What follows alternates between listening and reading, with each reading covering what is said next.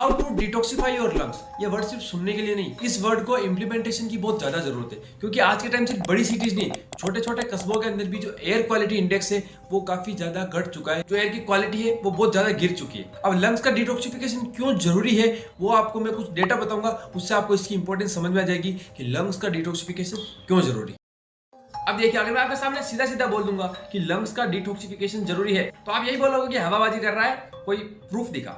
तो प्रूफ के तौर पे मैं आपको बता देता हूं कि केवल तंबाकू से, टोबैको से ही इंडिया में 13.5 लाख से ज्यादा डेथ होती है पर ईयर, जिसके अंदर 10 लाख से ज्यादा डेथ स्मोकिंग के कारण है और इसके अलावा 2,40,000 से ज्यादा डेथ पैसिव स्मोकिंग के कारण है। बेचारे उन लोगों का तो कुछ कसूर ही नहीं है, इसलिए लंग्स का डिटॉक्सिफिकेशन जरूरी है। और 3.5 लाख से ज्यादा डेथ तंबाकू चबाने से भी होती है, तो वो भी कहीं ना कहीं आपको नुकसान कर रहा है। और ये लंग्स से डिटॉक्सिफिकेशन की जरूरत टाइम के साथ बढ़ रही है, क्योंकि टाइम के साथ हमारी जो एयर क्वालिटी है सिटीज की वो बहुत ज्यादा घट रही है। अगर आप सिर्फ दिल्ली की बात की जाए अकेले की, तो लंग्स के कारण होने वाली प्रॉब्लम से जो डेथ हो रही है वो 2022-23 से पहले पिछले 6-7 साल में 200 से ऊपर भी नहीं गई थी, लेकिन 2022-23 वाले ईयर में ये 850 से भी ज्यादा डेथ हुई है। एक्चुअल नंबर है 886। ये तो रिपोर्ट हुआ है, कुछ डेथ ऐसी भी होगी जो रेस्पिरेटरी प्रॉब्लम्स के कारण हुई होगी, वो रिपोर्ट भी नहीं हुई। तो देख लीजिए, मतलब जहां 200 भी क्रॉस नहीं हो रहा था वहां 850 पहुंच गया, एकदम से मतलब 4 गुना से भी ज्यादा बड़ी जंप। तो डेटा सफिशिएंट होता है किसी भी चीज की इंपॉर्टेंस को बताने के लिए। आई थिंक आपको समझ में आ गया होगा कि लंग्स डिटॉक्सिफिकेशन क्यों जरूरी है। तो आज की इस वीडियो में हम 3 चीजों पे बात करेंगे। पहली चीज हम बात करेंगे जो आपके लंग्स डैमेज हो रहे हैं उस डैमेज को रोके कैसे। उसके बाद दूसरी चीज पे बात करेंगे कि आपके लंग्स को डिटॉक्सिफाई कैसे करना है। और तीसरी चीज होगी हमारी फूड से रिलेटेड कि हमें खान पान में क्या सुधार करना है, क्या चीजें ज्यादा खानी है और किन चीजों को अवॉइड करना है जिससे लंग्स के डिटॉक्सिफिकेशन में हमारी हेल्प हो। चलिए शुरू करते हैं आज की वीडियो को।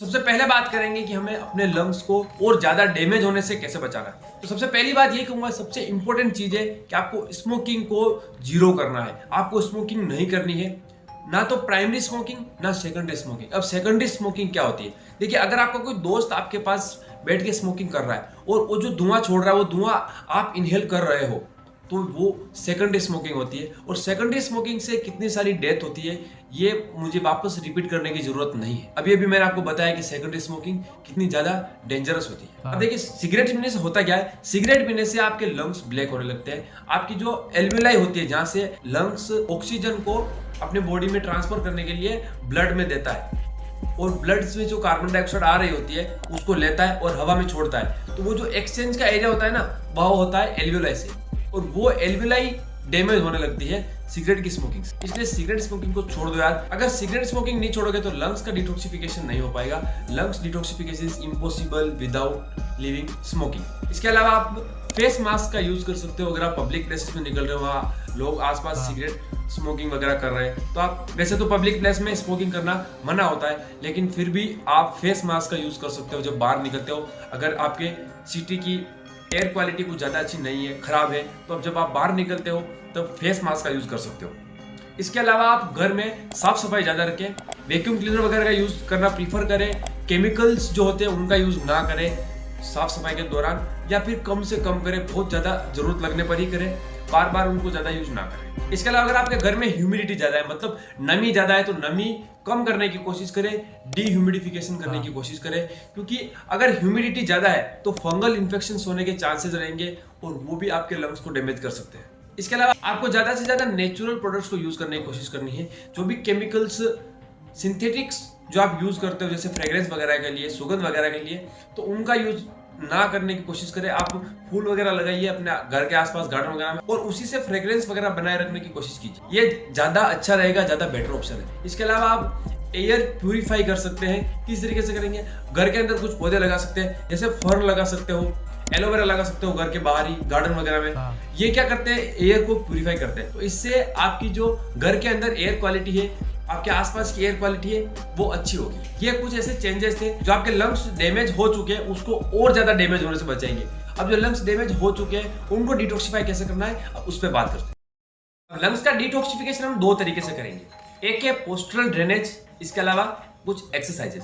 अब पोस्टल ड्रेनेज का मतलब क्या होता है? देखिए, पोस्टल ड्रेनेज के अंदर कुछ ऐसी टेक्निक्स होती है जिसके अंदर आपको कुछ पर्टिकुलर पोजीशंस में बैठना होता है या लेटना होता है, और ग्रेविटी की हेल्प से आपके जो एयर पैसेज वगैरह है इनके अंदर से जो सिक्रीशन से इनको ड्रेन करके बाहर निकाला जाता है, इसकी सफाई की जाती है। इसके अलावा कुछ एक्सरसाइज भी मैं आपको बताऊं।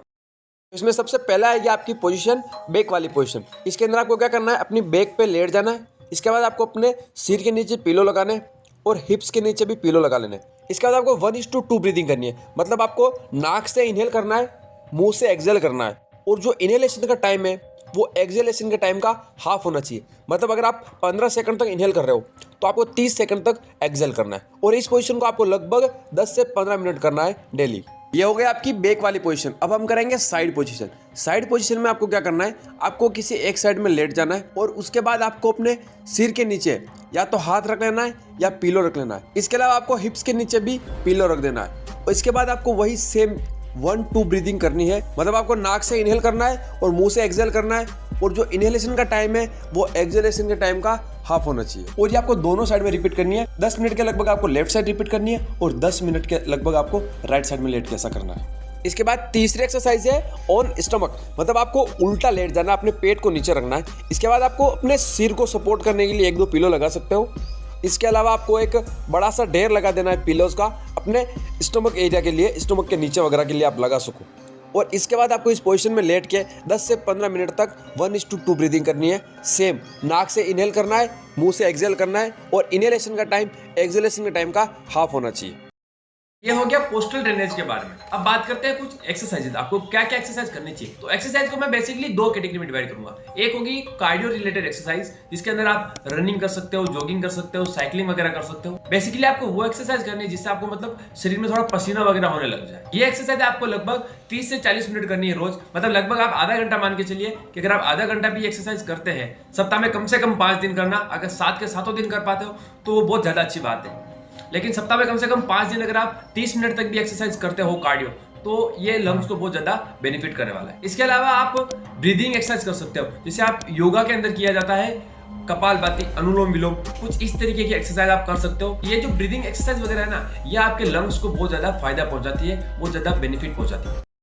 बात करते हैं खान पान की, कि खाने पीने में हम किन चीजों को ऐड करना चाहिए। तो सबसे पहले मैं आपको सजेस्ट करूंगा आप ग्रीन टी का कंजप्शन करना चालू कर दें, क्योंकि ग्रीन टी क्या करती है, हमारे लंग्स के अंदर इन्फ्लेमेशन हो रहा होता है, तो उस इन्फ्लेमेशन को कम कर देती है ग्रीन टी। तो ग्रीन टी का कंजप्शन करो। इसके अलावा जो फूड्स होते हैं जिनके अंदर विटामिन डी ज्यादा होता है, आप उनका कंजप्शन करो। और धूप में निकलने के लिए मैं आपको पहले ही सजेस्ट कर चुका हूं कि आपको धूप में निकलना है। जब आप विटामिन डी का कंजप्शन करते हो ना, तो विटामिन डी एक्टिव नहीं होता है, हमारी बॉडी उसको यूज नहीं कर सकती जिस फॉर्म में हम कंज्यूम करते हैं। तो उसको एक्टिव फॉर्म में लाने के लिए सनलाइट की जरूरत पड़ती है, इसीलिए सजेस्ट किया जाता है कि आप धूप में निकलो, सुबह सुबह निकलो, आधा पौन घंटा भी निकल लो तो ठीक है, और उसी में आपकी एक्सरसाइज भी हो जाएगी। तो दोनों काम एक तीर 2 निशान है। इसके अलावा ऐसे फूड जिनके अंदर एंटीऑक्सीडेंट ज्यादा होते हैं, आप उनका कंजप्शन क्या करो, क्योंकि जो लंग्स हमारे डैमेज हो चुके हैं ना, उसकी रिकवरी फास्ट करते हैं एंटीऑक्सीडेंट, और हमारी बॉडी के अंदर जो फ्री रेडिकल्स बन जाते हैं जो लंग्स को नुकसान पहुंचा सकते हैं, तो ये एंटीऑक्सीडेंट क्या करते हैं, उन फ्री रेडिकल को न्यूट्रलाइज कर देते हैं। मतलब ओवरऑल हमारी लंग्स की हेल्थ को प्रमोट करते हैं, लंग्स के लिए फायदेमंद रहते हैं।